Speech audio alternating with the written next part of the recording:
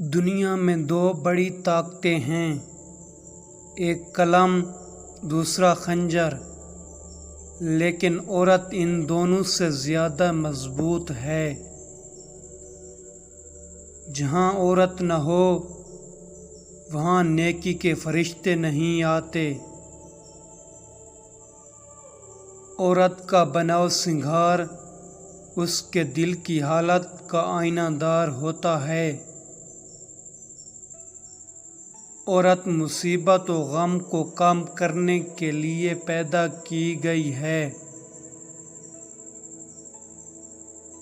عورت کی زندگی کی کامیابی اس کے شوہر کی رضامندی ہے۔